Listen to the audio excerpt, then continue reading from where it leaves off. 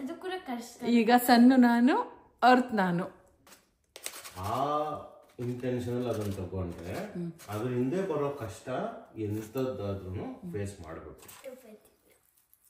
I want to call it as cuckoo. ಎಲ್ಲ ಇದೆನಾ ಇದು? ಒಬ್ಬೊಬ್ಬ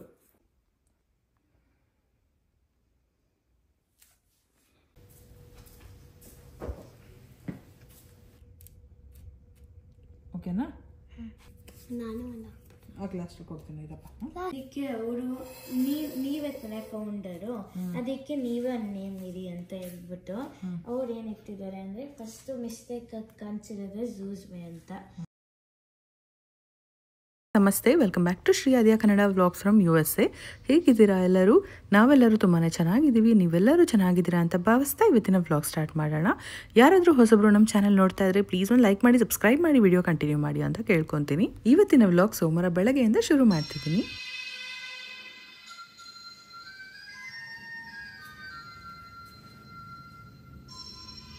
ಮಕ್ಕಳಿಬ್ಬರು ಸ್ಕೂಲ್ಗೆ ಹೋಗಿದ್ದಾರೆ. ಅವರನ್ನು ಸ್ಕೂಲ್ಗೆ ಡ್ರಾಪ್ ಮಾಡಿ ಬಂದಮೇಲೆ ನನ್ನ ಕೆಲಸ ಯಾವ ರೀತಿ ಇರುತ್ತೆ ಸೋಮವಾರ ಅಂತ ಇವತ್ತಿನ ವ್ಲಾಗಲ್ಲಿ ಶೇರ್ ಮಾಡ್ತಾ ಇದ್ದೀನಿ. ಸೊ ವಾರಕ್ಕೆ ಒಂದಿನ ಗಿಡಗಳಿಗೆಲ್ಲ ನೀರು ಹಾಕಿ ನೀಟಾಗಿ ಎಲೆಗಳೆಲ್ಲ ತೊಳೆದು ಅದಾದಮೇಲೆ ತಂದಿಡ್ತೀನಿ. ಮನೆಯೆಲ್ಲ ಕಸ ಗುಡಿಸಿ ಒರೆಸಿ ಫುಲ್ ಕೆಲಸ. ನೀವು ನೋಡ್ಬೋದು, ಈ ದೊಡ್ಡ ಮನೆ ಕ್ಲೀನ್ ಮಾಡೋದ್ರೊಳಗೆ ಮಧ್ಯಾಹ್ನ ಆಗೇ ಹೋಗುತ್ತೆ. 2 ಗಂಟೆ ಯಾವಾಗಾಯಿತು ಅಂತ ಗೊತ್ತೇ ಆಗಲಿಲ್ಲ. ಸೊ ತುಂಬಾ ಹೊಟ್ಟೆ ಹಶ್ವಾಗ್ಬಿಟ್ಟಿತ್ತು. ಬೆಳಗ್ಗೆಯಿಂದ ಏನೂ ತಿಂದಿರಲಿಲ್ಲ. ಸೊ ಹಾಗಾಗಿ ಕ್ವಿಕ್ಕಾಗಿ ಟೊಮೆಟೊ ಬಾತ್ ಮಾಡಿಕೊಂಡು ಬಿಸಿ ಬಿಸಿ ಊಟ ಮಾಡಿದ್ದಾಯಿತು. ನೀವೇನೇ ಹೇಳಿ, ಹೊಟ್ಟೆ ಹಶ್ವಾಗಿರುವಾಗ ಊಟ ತಿಂದರೆ ಆ ಊಟದ ರುಚಿ ಇನ್ನೂ ಡಬಲ್ ಆಗುತ್ತೆ ಅಂತ ಹೇಳ್ಬೋದು. ಸೋಮವಾರ ಬೆಳಗ್ಗೆ ಹೆಂಗೆ ಶುರು ಆಗುತ್ತೆ, ರಾತ್ರಿ ಹೆಂಗಾಗುತ್ತೆ ಅಂತ ಗೊತ್ತೇ ಆಗೋದಿಲ್ಲ, ಅಷ್ಟು ಕೆಲಸ ಇರುತ್ತೆ. ಬರೀ ಮನೆ ಕ್ಲೀನಿಂಗ್ ಒಂದೇ ಅಲ್ಲ, ಬಟ್ಟೆಗಳೆಲ್ಲ ಒಗೆಯೋಕೆ ಹಾಕಬೇಕು, ಮತ್ತು ಬೆಡ್ ಸ್ಪ್ರೆಡ್ಗಳು ಚೇಂಜ್ ಮಾಡಬೇಕು, ಮತ್ತು ಡ್ರೈಯರ್ಗೆ ಹಾಕಬೇಕು, ಮಡ್ಚಿ ಎತ್ತಿಡಬೇಕು. ಸೊ ಒಂದಲ್ಲ ಎರಡಲ್ಲ ಕೆಲಸ. ಆದರೆ ಗ್ಯಾಸ್ ಕ್ಲೀನಿಂಗ್ ಅಂತೂ ಇನ್ನೂ ಮಾಡಿರಲಿಲ್ಲ. ಸೊ ಎಣ್ಣೆ ಕಾಯಿಸ್ಬಿಡೋಣ, ತುಂಬ ದಿನದಿಂದ ಅನ್ಕೊತಾ ಇದ್ದೆ ಎಣ್ಣೆ ಎಲ್ಲ ಕಾಯಿಸ್ಬೇಕು ಮಕ್ಕಳಿಗೆ ತಲೆಗೆ ಹಚ್ಕೊಳ್ಳೋದಕ್ಕೆ ಅಂತ ಹೇಳ್ಬಿಟ್ಟು. ಸೊ ಸಮ್ಮರ್ ಇರೋದ್ರಿಂದ ನಾವು ಮೆಂತ್ಯ ಆಗಿರ್ಬೋದು, ಆನಿಯನ್ ಏನು ಹಾಕಿದ್ರು ಶೀತ ಆಗುತ್ತೆ ಅನ್ನೋದೆಲ್ಲ ಏನು ತಲೆ ಕೆಡಿಸ್ಕೊಳಂಗಿಲ್ಲ. ಹಾಗಾಗಿ ತುಂಬಾ ಚೆನ್ನಾಗಿರೋ ಒಂದು ಎಣ್ಣೆ ಕಾಯಿಸಿದ್ದೀನಿ. ಇದಕ್ಕೆ ನಾನು ಈರುಳ್ಳಿ, ಅಲೋವೆರಾ, ಕರ್ಬೇವಿನ ಸೊಪ್ಪು ಮತ್ತು ಕಲ್ಲೊಂಜಿ ಸೀಡ್ಸ್, ಆಮೇಲೆ ಮೆಂತ್ಯ, ಅದಾದಮೇಲೆ ರೋಸ್ಮೇರಿ ಇದೆಲ್ಲ ಹಾಕಿ ಕಾಯಿಸಿದ್ದೀನಿ. ಮೇಯ್ನ್ ಏನಂತ ಅಂದರೆ 3-4 ಥರ ಎಣ್ಣೆ ಮಿಕ್ಸ್ ಮಾಡಿದ್ದೀನಿ. ಯಾವುದು ಅನ್ನೋದಾದರೆ ಕೊಕೊನಟ್ ಆಯಿಲ್, ಇದು ನಾನು ಕಾಸ್ಕೋಯಿಂದ ತೊಗೊಂಡು ಬಂದಿದ್ದು, ಮತ್ತು ಆಲಿವ್ ಆಯಿಲ್, ಇದು ಕೂಡ ಕಾಸ್ಕೋಯಿಂದ ತಂದಿದ್ದು, ಮತ್ತು ಎಳ್ಳೆಣ್ಣೆ ಕೂಡ ಹಾಕಿದೆ. ಅದ್ರ ಜೊತೆಗೆ ಹರಳೆಣ್ಣೆ ಹಾಕಿದ್ದೀನಿ, ಕ್ಯಾಸ್ಟರ್ ಆಯಿಲ್, ಇದು ನಾನು ಇಂಡಿಯಾ ಬಜಾರಿಂದ ತೊಗೊಂಡು ಬಂದಿದ್ದೆ. ಎಲ್ಲ ಥರ ಎಣ್ಣೆ ಹಾಕಿ ಕಾಯಿಸಿದೆ. ತುಂಬ ಘಮ ಘಮ ಅಂತ ಆಯಿತು. ಫಿಲ್ಟರ್ ಮಾಡಿ ಒಂದಿನ ಫುಲ್ ಹಾಗೆ ಬಿಟ್ಟಿದ್ದೆ, ಅದು ಕಾಸ್ಟ್ ಐರನ್ನಲ್ಲಿ ಮಾಡಿದ್ದು. ಸೊ ನೆಕ್ಸ್ಟ್ ದಿನ ಫಿಲ್ಟರ್ ಮಾಡಿ ಎತ್ತಿಟ್ಕೊಂಡು ವಾರಕ್ಕೆ ಒಂದು ದಿನ ಹಚ್ತಾ ಇದ್ದೀನಿ ಮಕ್ಕಳಿಗೆ. ಸೊ ಇನ್ನೊಂದು ಕಡೆ ಟೀ ಇಟ್ಟಿದ್ದೆ. ಸೊ ಟೀ ಎಲ್ಲ ಕುಡಿದ್ಬಿಟ್ಟು ಗ್ಯಾಸ್ ಕ್ಲೀನ್ ಮಾಡೋಣ ಅಂತ. ಇನ್ನೊಂದು ಕಡೆ ಮಕ್ಕಳನ್ನ ಸ್ಕೂಲಿಂದ ಕರ್ಕೊಂಡು ಬಂದು, ಇವಾಗ ಸಮರ್ ಆಗಿರೋದ್ರಿಂದ 2 ಸರಿ ಸ್ನಾನ ಮಿಸ್ಸೇ ಇಲ್ಲ. ಸೊ ಆದ್ಯನ್ಗೆಲ್ಲ ಬಂಗಾರ ಒಳ್ಳೆ ರೆಡಿ ಆಗ್ತಾಳೆ. ಆದ್ಯಂಗೆ ಸ್ನಾನ ರೆಡಿ ಮಾಡಿಸಿ ಊಟಕ್ಕೆ ಕೊಟ್ಬಿಟ್ಟು ಅದಾದಮೇಲೆ ಪ್ರಾಜೆಕ್ಟ್ ಮಾಡ್ತಾ ಇದ್ದೀನಿ. ಇಲ್ಲಿ ನೋಡ್ಬೋದು, ಬೆಳಗ್ಗೆಯಿಂದ ಕಷ್ಟಪಟ್ಟು ಮನೆ ಓಡಿಸಿದೆ. ಇವತ್ತೇ ಈ ಪ್ರಾಜೆಕ್ಟ್ ಇಟ್ಕೊಂಡಿದ್ದೀವಿ. ಯಾಕಂತ ಅಂದರೆ ಇನ್ 2 ಡೇಸ್ ಒಳಗೆ ಸಬ್ಮಿಟ್ ಮಾಡಬೇಕು. ಹಾಗಾಗಿ ಪ್ರಾಜೆಕ್ಟ್ಗೆ ಬೇಕಾಗಿರೋ ಮೆಟೀರಿಯಲ್ಸ್ ಎಲ್ಲ ತಂದು ಇಟ್ಕೊಂಡಿದ್ವಿ. ಆದರೆ ಸ್ವಲ್ಪ ಬಿಸಿ ಇದ್ದಿದ್ದರಿಂದ ಲೇಟ್ ಆಯಿತು. ಇನ್ 2 ಡೇಸಲ್ಲಿ ಸಬ್ಮಿಟ್ ಮಾಡಬೇಕಿತ್ತು. ಯಾರು ಎಂಜಾಯ್ ಮಾಡ್ತಾ ಇದೆಯಾ? ಕಷ್ಟ ಇರೋದೆಲ್ಲ ನನಗೆ ಕೊಟ್ಟಿದ್ದಾಳೆ, ಈಸಿಯಾಗಿರೋದೆಲ್ಲ ಅವಳು ಮಾಡ್ತಾಳೆ. ಅದು ಕೂಡ ಕಷ್ಟ. ಈಗ ಸಣ್ಣ ನಾನು ಅರ್ತ್ ನಾನು, ಅದು 2 ಪೆಂಡಿಂಗ್ ಇದೆ. ತುಂಬಾ ಕಷ್ಟ. ಅದಕ್ಕೆ ಲಾಸ್ಟಲ್ಲಿ ಇಟ್ಕೊಂಡಿದ್ದೀನಿ ಅರ್ತು. ಇವಾಗ ಸಣ್ಣ ಮಾಡ್ತಾ ಇದ್ದೀನಿ. ಸೊ ಆಲ್ಮೋಸ್ಟ್ ಆಗಿದೆ. ಓ ಮೈ ಗಾಡ್, ಇಲ್ಲಿ ನೋಡಿ, Mercury, Uranus, Venus, Mercury, Jupiter, Saturn ಅದಿನ್ನ ಕಂಪ್ಲೀಟ್ ಆಗಬೇಕು, ಪ್ಲೂಟೋ, ಮಾರ್ಸ್. ಬಂಗಾರು ಬಂದ್ಬಿಟ್ಟು ನೆಕ್ಸ್ಟ್ ಏನು ಮಾಡ್ತಾ ಇದ್ದಾಳೆ ಅಂದರೆ ನೋಡಿ, what is that? Neptune. Next ಇವಾಗ ನಾನು ಸನ್ ಮಾಡ್ತೀನಿ. ನಾನು ಮಾಡಿದ್ದು ಮಾರ್ಸು, ಯುರೇನಸ್, ಜುಪಿಟರ್, ಅದಾದ್ಮೇಲೆ ಜುಪಿಟರ್ ಜುಪಿಟರ್ ನಾನು ಲಾಸ್ಟ್ ಕಂಪ್ಲೀಟ್ ಮಾಡಿದ್ದು. ಟಚಿಂಗ್ ನೀನು ಟಚ್ ಮಾಡಿರೋದು ಒಳಗೊಟ್ಟೋಗಿದೆ, ನೋಡೋದು ಕಾಣಿಸ್ತೀನಿ. ಏನಾಗಲ್ಲ.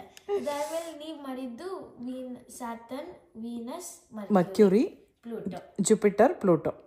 ಜುಪಿಟರ್ ಅರ್ಧ ಅರ್ಧ, ಇಬ್ರು ಅರ್ಧ ಅರ್ಧ. ಈ ಕಲರ್ಫುಲ್ ಆಗಿ ನೋಡ್ತಾ ಇದ್ರೆ ಏನೋ ಖುಷಿ.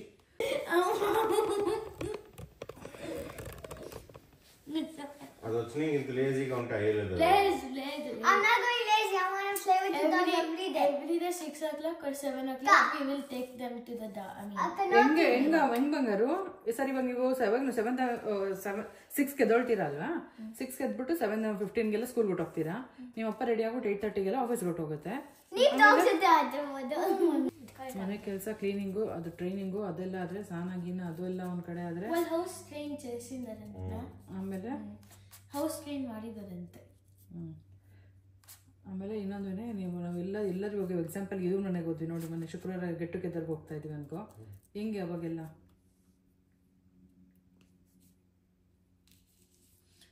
ಡಾಗ್ ಸಮ್ಮರ್ ಟೈಮಲ್ಲಿ ಅನ್ಸುತ್ತೆ ಬರೋದು ಬುಕ್ ಇದು ಅಡಾಪ್ಷನ್ ಇದು ನಾವು ಫುಲ್ ಸೋಷಲೈಸ್ ಮಾಡಬೇಕು ಅಂದ್ರೆ ಕಾರು ಮನೆ ಜನ ಎಲ್ರ ಜೊತೆ ಪಳಗೋ ತರ ಅಂತ ಕಡೆ ಕರ್ಕೊಂಡು ಹೋದ್ರೆ ಅದನ್ನು ಇಟ್ಕೊಂಡು ಹೋಗೋದು ಇಲ್ಲ ಅಂತ ಕಡೆ ಯಾರಾದ್ರೂ ಒಬ್ರು ಇಟ್ಕೊಂಡಿರೋದು ಬೇರೆ ಕಡೆ ಹೋಗೋದು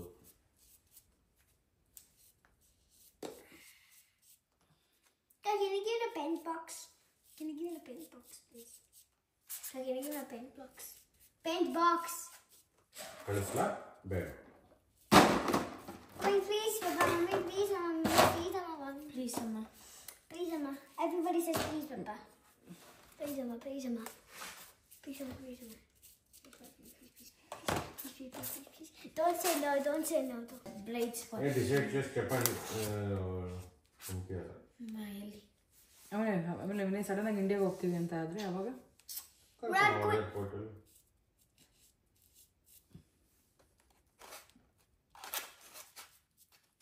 ನನಗೆ ಇಂಡಿಯಾದಲ್ಲಿ ಇದ್ಬಿಟ್ಟಿದೆ ಅಂದರೆ ಬಿಡಪ್ಪ ನಮ್ಮ ಜೊತೆ 12-13 ವರ್ಷ ಇದ್ಬಿಡುತ್ತೆ ಏನು ಪ್ರಾಬ್ಲಮ್ ಇಲ್ಲ ಅಂತ ಇರ್ಬೋದು ಇಲ್ಲಿದೆಲ್ಲ ಯೋಚನೆ ಮಾಡ್ಬಿಟ್ಟು ನೀನು ಥಿಂಕ್ ಮಾಡ್ಕೊಂಡು ಹಿಂಗಿಲ್ಲ ಎಲ್ಲ ಸರಿ ಇದೆ ಎಲ್ಲ ಟೈಮಲ್ಲೂ ನಾವು ಮ್ಯಾನೇಜ್ ಮಾಡ್ತೀವಿ ಓಕೆ ಅನ್ನೋದಾದ್ರೆ ನಿನ್ನ ಇಷ್ಟ. ನಾನು ಏನೇ ಮಾಡಿದ್ರು ಮುಂದಕ್ಕೆ ಯೋಚನೆ ಮಾಡಿ ರಿಸ್ಕ್ ತಗೊಂಡವನಲ್ಲ, ತಗೊಂಡ್ಮೇಲೆ ಅದಕ್ಕೆ ಏನು ಬಂದ್ರು ನಾವು ನೋಡ್ಕೋಣ ಅನ್ನೋ ಆಟಿಟ್ಯೂಡ್ ನಂದು. ಆಮೇಲೆ ಇನ್ನೊಂದು ಏನು ಗೊತ್ತಾ, ನಂಗೆ ಹೇಳೋದು ಒಂದು ನಿಮಿಷ ಕೇಳು. ನೀನು ಲವ್ ಮಾಡಿದ್ದು ಹಂಗೆ, ಮಕ್ಕಳು ಮಾಡ್ಕೊಂಡಿದ್ದು ಹಂಗೆ, ಎಲ್ಲಾನು ಹಂಗೆ ತಗೊಂಡ್ಬಿಟ್ಟು ಮಾಡೋದೆಲ್ಲ ಅದೆಲ್ಲ ಹೋಯ್ತದು. ಇವಾಗ ಅದು ನಮಗೆ ಬೇಕು, ನಮಗೆ ಪ್ರೀತಿ ಇರುತ್ತೆ, ನಾವು ಪ್ರೀತಿ ಕೊಡ್ತೀವಿ, ನಮಗೆ ಅದ್ರ ಜೊತೆ ಸ್ಪೆಂಡ್ ಮಾಡೋ ಆ ಕ್ಷಣಗಳು ತುಂಬಾ ಚೆನ್ನಾಗಿರುತ್ತೆ. ಆ ಇಂಟೆನ್ಷನಲ್ ಅದನ್ನ ತಗೊಂಡ್ರೆ ಅದ್ರ ಹಿಂದೆ ಬರೋ ಕಷ್ಟ ಎಂಥದ್ದಾದ್ರೂ ಫೇಸ್ ಮಾಡಬೇಕು. ಕಷ್ಟನೆಲ್ಲ ಇಟ್ಕೊಂಡು ಕ್ಯಾಲ್ಕುಲೇಟಿವ್ ಆಗಿ ಮಾಡೋದಕ್ಕೆ ಅದು ಕಾರ್ ಅಲ್ಲ, ಫೋನ್ ಅಲ್ಲ, ವಸ್ತು ಅಲ್ಲ. ನಾನು ಹೇಳೋದು ಒಂದೇ ವಿನಯ್, ಇವಾಗ ರುದ್ರ ಇಟ್ಕೊಂಡಿದ್ವಿ ಅಲ್ವಾ ವಿನಯ್, ಆ ರುದ್ರನ ನಾವೇನ್ ಮಾಡಿದ್ವಿ, ಆಗ್ಲಿಲ್ಲ ಅಂತ ಕೊಟ್ವಿ ಬಿಡು. ಆಗಿಲ್ಲ ಅಂತ ಕೊಟ್ಟಿದ್ದು ಏನಕ್ಕೆ ಅಂದ್ರೆ ಅದ್ರಿಂದ ತುಂಬಾ ಇದಾಯ್ತು. ಎಲ್ರೂ ಪೀಸ್ ಆಫ್ ಮೈಂಡ್ ಕಳ್ಕೊಂಡ್ರಿ, ಎಲ್ರೂ ಕೈ ಹಾಕಿ ಎಲ್ರೂ ಮಾಡಿ ನೋಡ್ಕೊಂಡಂಗಿದ್ರೆ ಆಗ್ತಿತ್ತು. ನೀನ್ ಅವಳಿಂದ ಹೊಟ್ಟೋದೆ, ಚಿಕ್ಕವಳಿಂದ ನಾನು ಅವಳು ನೋಡ್ಕೊಂಡೆ, ನನ್ ಕೆಲ್ಸ, ನನ್ ಕೈ ಇದೆಲ್ಲ ಆಗಲ್ಲ, ಹಂಗೆ ಹಿಂಗೆ ಅಂತ ಮಾಡ್ತಿದ್ದೆ. ಫುಲ್ 100% ಕೊಟ್ಬಿಟ್ಟಿದ್ರೆ ಅದು ಬೆಳೆದ್ಬಿಟ್ಟಿರೋದು ಇಷ್ಟಲ್ಲಿ. ಬಟ್ ಇದು ಅದು ಏನಕ್ಕೆ ಬೇಜಾರಂದ್ರೆ, ಓಕೆ ಈಗ ಅದೋದ್ಮೇಲೆ ನಂಗೆ ಲೈಫ್ ಲಾಂಗ್ ಅದು ಒಂದು ಗಿಲ್ಟು. ಏನಕ್ಕಂದ್ರೆ ಅದು ಹೊಟ್ಟೋಯ್ತು, ನೋಡ್ಕೊಂಡು ಹೋಯ್ತಲ್ವ ಗಾಡಿಲಿ ಹೋಗ್ಬೇಕಾದ್ರೆ ಮುಖನ, ಅವಾಗಿಂದ ಒಂಥರ ಬೇಜಾರು. ಇವಾಗ ಈ ನಾಯಿನ ತಗೊಂಡ್ರೆ ನನ್ಗೆ ಹೆಂಗಂದ್ರೆ ತಗೊಳ್ಳೋದು ಇಂಪಾರ್ಟೆಂಟ್ ಅಲ್ಲ, ತಗೊಂಡ್ಮೇಲೆ ಲೈಫ್ ಲಾಂಗ್ ಇಟ್ಕೊಬೇಕು. ನನ್ಗೆ ಈ ಕಾರ್ ಈಗ ಬ್ಲೂ ಕಾರ್ ಕೊಟ್ಟಂಗೆ ಕೊಟ್ಬಿಟ್ರೆ ಅದನ್ನ ಹೇಳ್ತಲ್ವ, ವಸ್ತು ಅಲ್ಲ ಅದು. ಅದನ್ನೆಲ್ಲ ಥಿಂಕ್ ಮಾಡಿ ಒಂದ್ಸರಿ ತಗೊಳ್ಳೋದು. ಇವಾಗ ನಾನು ಎಸ್ ಅನ್ನೋದೇನದು 2 seconds ಕೆಲಸ ಅಷ್ಟೇ. ಬಟ್ ಎಸ್ ಅನ್ನೋದು ಏನಕ್ಕೆ ಅಂದ್ರೆ ಎಲ್ರಿಗೂ 100% ಅದ್ರ ಮೇಲೆ ಆಗ್ತಿದ್ರೆ ಎಲ್ರಿಗೂ 25%. ಬಟ್ ನೀವು ಒಂದ್ಸರಿ ಏನ್ ಮಾಡ್ತೀರಾ ಗೊತ್ತಾ, ಲೇಸಿಯಾಗಿ 99% ಕೆಲಸ ನನ್ ಮೇಲೆ ಹಾಕ್ತೀರಾ. ಇಲ್ಲ, ಯಾಕೆ ಅಂದ್ರೆ ಮಕ್ಕಳು ಇಷ್ಟು ದಿನ ಬೆಳೆಯಕ್ ಬಿಟ್ಟಿದ್ದೆ ನಾನು. ಅದಕ್ಕೆ ಏನದು 8:30 ಆನ್ ಆಗತ್ತೆ ಡೈಲಿ ಅಂತ ಹೇಳಿದ್ದೆ. 8:30 ಆಗೋಯ್ತಾಗ್ಲೇ. ಸರಿ, ಓಕೆ ಅಮ್ಮು, ಪರ್ಫೆಕ್ಟಾ? ಏನ್ ಮಾಡ್ತಿದ್ದೆ ನೀನು? ಮಾಡ್ತಿದ್ದೀನಿ. Our son is ready. ఇంకొకసారి చూడండి అని చెప్పండి. అదంటే వాళ్ళు నేను ఎనీ రెస్పాన్స్ అని అడిగి, దిస్ ఇస్ ది రెక్స్. ಹೆಸರೇನು? రెక్స్ ಅವ್ರು ಇಟ್ಟಿರೋದು ನಾವೇನು ಬೇಕು ಇಟ್ಕೊಬೋದು. ನಾವು RX ಅಂತ ಇಟ್ಬಿಡೋಣ. ಒಂದು చూడు, ಅಲ್ಲೋಡಿವಾ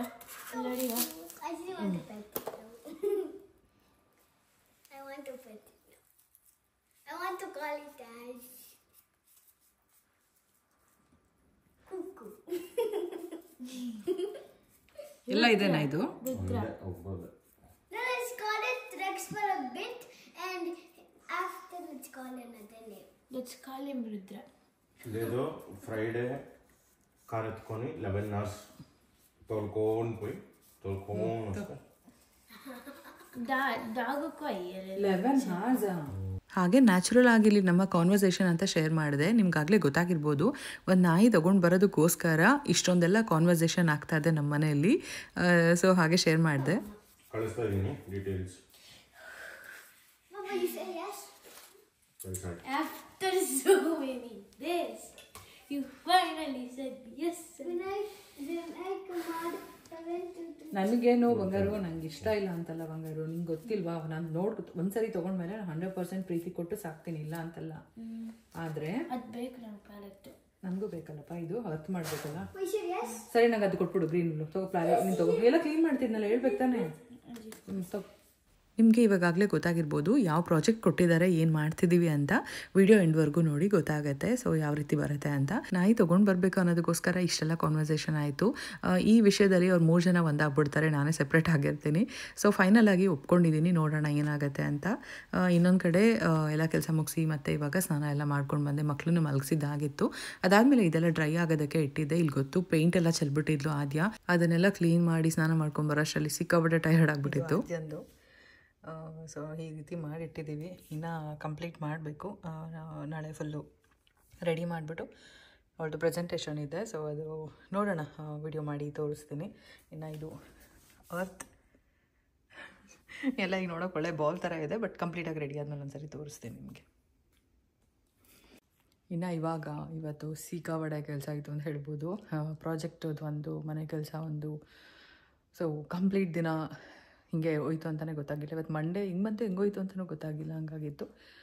ಇವಾಗ ಹೋಗ್ಬಿಟ್ಟು ಎಡಿಟಿಂಗ್ ಮಾಡಬೇಕು. ಇವತ್ತು ಮಂಡೇ ಬೆಳಗ್ಗೆ ನಾನು ವೀಡಿಯೋ ಅಪ್ಲೋಡ್ ಮಾಡಿಲ್ಲ, ಬರೀ ಮಿನಿ ವ್ಲಾಗ್ ಹಾಕಿದ್ದೆ. ಸೊ ಇವಾಗ ಮಂಗಳವಾರ ಬೆಳಗ್ಗೆಗೆ ನಿಮಗೆ ವೀಡಿಯೋ ಬರೋ ಥರ ಅಪ್ಲೋಡ್ ಮಾಡಬೇಕು. ಇವಾಗ ಸೋಮವಾರ ರಾತ್ರಿ ನಮ್ಗೆ 10:45 ಬೇಗ ಎಡಿಟಿಂಗ್ ಮಾಡಿ ಅಪ್ಲೋಡ್ ಮಾಡ್ತೀನಿ. ಓಕೆನಾ, ಬಾಯ್. ಸೊ ಆಯಿತು, ವ್ಲಾಗ್ ಕೂಡ ಅಪ್ಲೋಡ್ ಮಾಡಿದ್ದಾಯಿತು. ಟೈಮ್ ನೋಡ್ತಾ ಇರ್ಬೋದು, ನಾನು ಮಲಗಿದ್ದು 2 ಗಂಟೆ ಆಗಿತ್ತು, ಅವತ್ತು 1:15 ಆಯಿತು ಎಡಿಟಿಂಗ್ ಮುಗಿಸೋ ಅಷ್ಟರಲ್ಲಿ. ಸೊ ನೆಕ್ಸ್ಟ್ ದಿನ ಮತ್ತೆ ವ್ಲಾಗ್ ಕಂಟಿನ್ಯೂ ಮಾಡ್ತಾ ಇದ್ದೀನಿ. ಇದು ಮಂಗಳವಾರ ಬೆಳಗ್ಗೆ ಮಕ್ಕಳು ಸ್ಕೂಲ್ಗೆ ಹೋಗ್ತಾ ಇದ್ದಾರೆ. ಬಂಗಾರಿಗೆ ಇವತ್ತು ಫೀಲ್ಡ್ ಡೇ ಇದೆ, ಸೊ ಹೊರಗಡೆ ಕರ್ಕೊಂಡು ಹೋಗ್ತಾ ಇದ್ದಾರೆ. ನೆಕ್ಸ್ಟ್ ದಿನ ಆದ್ಯನ್ಗೆ ಫೀಲ್ಡ್ ಡೇ ಇದೆ, ಬುಧವಾರ. ಸೊ ಫುಲ್ ಖುಷಿಯಾಗಿ ರೆಡಿಯಾಗಿ ಹೋಗ್ತಾ ಇದ್ದಾಳೆ. ಸ್ಕೂಲ್ ಕೂಡ ಇನ್ನೇನು ಆಗೋಗ್ತಾ ಇದೆ, ಮಕ್ಕಳು ಕೂಡ ಬೇಜಾರು, ಬಟ್ ಸಮ್ಮರ್ ಇರೋದ್ರಿಂದ ಮನೇಲಿರ್ಬೋದು ಅನ್ನೋದು ಒಂದು ಖುಷಿ ಇದೆ ಅವ್ರಿಗೆ. ಇನ್ನು ನೋಡ್ತಾ ಇರ್ಬೋದು ನಮ್ಮ ನೇಬರ್ಹುಡ್ ಆಲ್ಮೋಸ್ಟ್, ನಾನು ಹೇಳ್ತಿದ್ದೆ ನಿಮಗೆ ಎಲ್ಲರೂ ಬಂದುಬಿಟ್ರೆ ಮನೆಗೆ ರೋಡೇ ಕಾಣಿಸಲ್ಲ ಅಂತ, ಎಲ್ಲರೂ ಮನೆ ಮುಂದೆ ಕಾರು ಆಲ್ಮೋಸ್ಟ್ ಕವರ್ ಆಗಿಬಿಟ್ಟಿದೆ ಮನೆಗಳೆಲ್ಲ. ಬಂಗಾರಿಗೆ ಇವತ್ತು ಫೀಲ್ಡ್ ಟ್ರಿಪ್ maybe 3 times ಬಸ್ಸಲ್ಲಿ ಹೋಗಿದ್ದೆ. ಇವತ್ತಿಗೆ 1 ವಾರಕ್ಕೆ ಸ್ಕೂಲ್ ಎಂಡ್ ಆಗುತ್ತೆ, ಈ ವರ್ಷದ ಸ್ಕೂಲ್ ಮುಗಿಯುತ್ತೆ. ಕಿಂಡರ್ ಗಾರ್ಡನ್ ಮತ್ತೆ ಕಳಿಸ್ಬಿಡೋಣ ಮುಂದಿನ ವರ್ಷ. ಇವತ್ತು ಮಕ್ಕಳನ್ನ ಸ್ಕೂಲ್ಗೆ ಡ್ರಾಪ್ ಮಾಡಿಬಿಟ್ಟು ಬಂದು ಹಿಂದಿನ ದಿನ ಗ್ಯಾಸ್ ಕ್ಲೀನ್ ಮಾಡೋಕ್ಕಾಗಿರಲಿಲ್ಲ. ಸೊ ಕಂಪ್ಲೀಟಾಗಿ ಕಿಚನ್ ಕ್ಲೀನಿಂಗ್ ಇತ್ತು, ನನಗೆ ಅದೇ ದೊಡ್ಡ ಕೆಲಸ ಆಯಿತು ಅಂತ ಹೇಳ್ಬೋದು. ಅದನ್ನೇನು ಬ್ಲಾಗ್ ಮಾಡೋಕ್ಕೋಗಿಲ್ಲ, ಆರಾಮಾಗಿ ಸಾಂಗ್ಸ್ ಹಾಕ್ಕೊಂಡು ಕ್ಲೀನಿಂಗ್ ಎಲ್ಲ ಮುಗಿಸ್ಕೊಂಡೆ. ಮತ್ತು ಮಧ್ಯಾಹ್ನ ಸ್ಕೂಲ್ಗೆಯಿಂದ ಮಕ್ಕಳನ್ನ ಕರ್ಕೊಂಡು ಹೋಗೋದಕ್ಕೆ ಬಂದಿದ್ದೀನಿ. ಹಾಗೆ ಈ ನಡುವೆ ನನಗೆ ತುಂಬ ಕಮೆಂಟ್ಸ್ ಬರ್ತಾ ಇರೋದು ಹೋಮ್ ಟೂರ್ ಮಾಡಿ ಅಂತ. ಹೋಮ್ ಟೂರ್ ಮಾಡ್ತೀನಿ, ಆದರೆ ಏನಕ್ಕೋಸ್ಕರ ಇಷ್ಟು ಡಿಲೇ ಮಾಡ್ತಾ ಇದ್ದೀನಿ ಅಂದರೆ, ಒಂದ್ಸರಿ ಹೋಮ್ ಟೂರ್ ಯಾವ ರೀತಿ ಇರಬೇಕಂದ್ರೆ ಕಂಪ್ಲೀಟಾಗಿ ಮನೆಯೆಲ್ಲ ಆರ್ಗನೈಸ್ ಆಗಿರಬೇಕು. ಸ್ವಲ್ಪ ಪೆಂಡಿಂಗ್ ಇದೆ, ಅದೆಲ್ಲ ಕವರ್ ಮಾಡಿ ಖಂಡಿತ ಹೋಮ್ ಟೂರ್ ಮಾಡ್ತೀನಿ. ಫಸ್ಟ್ ಒಂದು ಸರಿ ಮಾಡಿ ಅದಾದಮೇಲೆ ಮತ್ತೆ ಇನ್ನೊಂದು ಸರಿ ಇಲ್ಲ ಇವಾಗ ಆರ್ಗನೈಸ್ ಆಗಿದೆ ಅಂತ ಮತ್ತೊಂದು ಸರಿ ಮಾಡೋದೆಲ್ಲ ಹೋಮ್ ಟೂರ್ ಅಷ್ಟು ಚೆನ್ನಾಗಿರಲ್ಲ ಅನ್ನೋದಕ್ಕೋಸ್ಕರ ವೆಯ್ಟ್ ಮಾಡಿಸ್ತಿದ್ದೀನಿ. ಸಾರಿ, ಬೇಜಾರು ಮಾಡ್ಕೊಂಬೇಡಿ.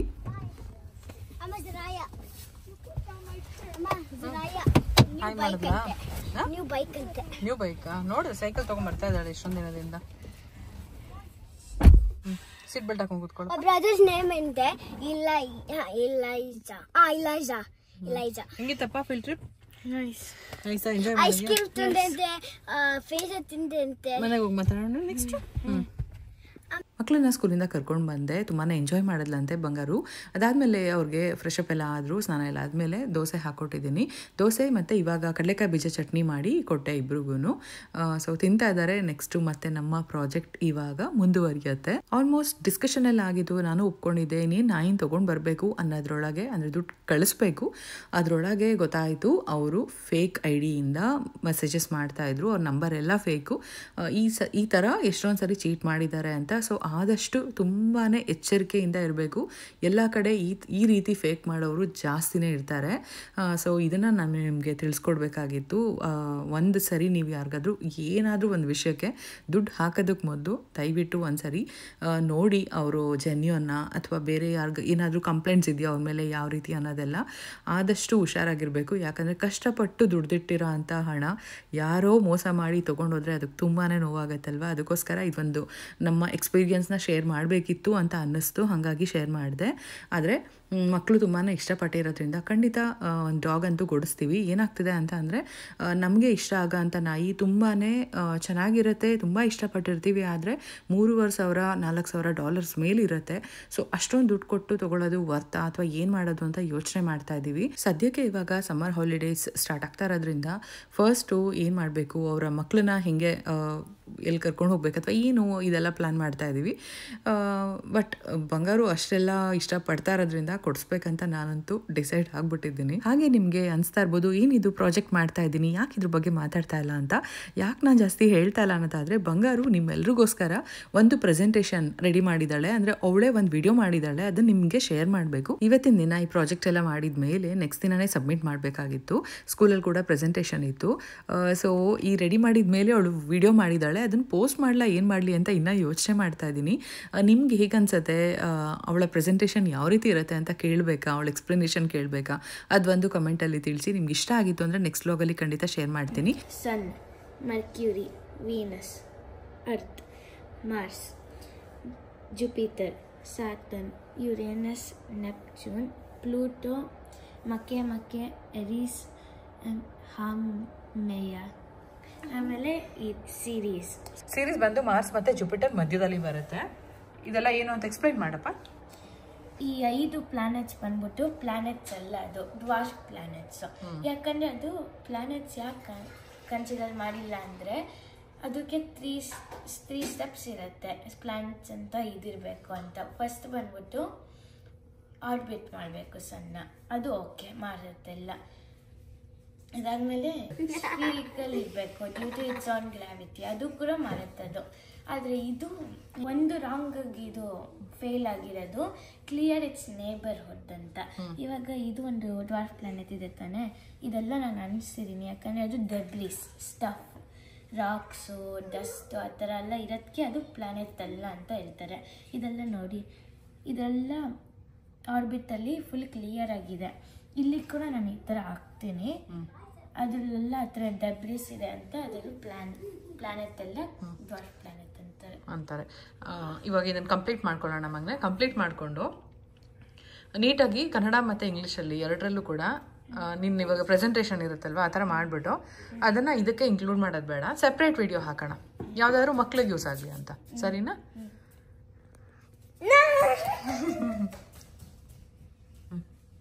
ಹೆಲ್ಪ್ ಮಾಡಲ? ಎಷ್ಟೊಂದು ಸ್ಲೈಡ್ ಶೋಸ್ ಎಲ್ಲ ಮಾಡಿದ್ದೀನಿ, 2 ಮಾಡಿದ್ದೀನಿ. ಹೌದು, ನಾಳೆ ಯಾರು ಡಿಸ್ಕವರರ್ ಆಫ್ ಪ್ಲೂಟೋ ಮಾಡಿದ್ದೀನಿ. ಅದಾದ್ಮೇಲೆ guys Pluto not a planet ಅಂತ ಮಾಡಿದ್ದೀನಿ. ಅಲ್ಲಿರೋ ಕೇಳಿದ್ರೆ ಓಕೆ. ಅದೇ ಮಮ್ಮಿಗೂ ಇದು ಮಾರ್ಕ್ ಕ್ಯಾಪಲ್ಲಿತ್ತು. ಆಲ್ಮೋಸ್ಟ್ ಪ್ರಾಜೆಕ್ಟ್ ರೆಡಿ ಆಯಿತು. ಇನ್ನೊಂದು ಸ್ವಲ್ಪ ಪೆಂಡಿಂಗ್ ಇದೆ. ಏನಂತ ಅಂದರೆ ನೀಟಾಗಿ ಮೆನ್ಷನ್ ಮಾಡಬೇಕಲ್ವ. ಪ್ರತಿ ಸರಿ ಅವಳು ಎಲ್ರಿಗೂ ಎಕ್ಸ್ಪ್ಲೈನ್ ಮಾಡೋಕ್ಕಾಗೋದಿಲ್ಲ, ಅವರೇ ಓದ್ಕೊತಾರೆ. ಈ ಥರ ಒಂದು ಟ್ಯಾಗ್ ಹಾಕಿದ್ರೆ, ಲೇಬಲ್ ಹಾಕಿದ್ರೆ. ನಾನು ಮತ್ತು ಬಂಗಾರು ಈ ಪ್ರಾಜೆಕ್ಟ್ನ ಸೇರ್ಕೊಂಡು ಮಾಡಿದ್ದು. ಸೊ ಆದ್ಯ ಪುಟಿ ಕೂಡ ತುಂಬಾ ಸಹಾಯ ಮಾಡಿದ್ಲು. ಏನಂದರೆ ಚಿಟ್ ಚಾಟ್, ಮಾತು ತುಂಬಾ ಮಾತಾಡ್ತಿದ್ಲು. ಹಾಗೆ ಒಂದಷ್ಟು ಅವಳು ಮಾತಾಡ್ತಿದ್ರೆ ನಮಗೂ ಕೆಲಸ ಮಾಡೋದಕ್ಕೆ ತುಂಬಾ ಚೆನ್ನಾಗಿರುತ್ತೆ. ಅಷ್ಟು ಚೆನ್ನಾಗಿ ಮಾತಾಡ್ತಾಳೆ ಕೂಡ. ಸೊ ನೀವು ಇಲ್ಲಿ ನೋಡ್ತಾ ಇರ್ಬೋದು, ಈ ಐಡಿಯಾ ಕೊಟ್ಟಿದ್ದು ನಾನು ಪಿನ್ ಹಾಕಬೇಕು, ಆರೋಗಬಾರ್ದು, ಯಾವ ರೀತಿ ಮಾಡಬೇಕು ಅಂತ ನನ್ನ ತಲೆಯಲ್ಲೂ ಬಂದು ಪುಷ್ ಪಿನ್ಸ್ ಇದೆಯಲ್ಲ ಹಾಕೋಣ ಅಂತ ಅಂದ್ಕೊಳ್ಳೋದ್ರೊಳಗೆ ನನಗೆ ಆದ್ಯ ತಂದುಕೊಟ್ಟಿದ್ದು.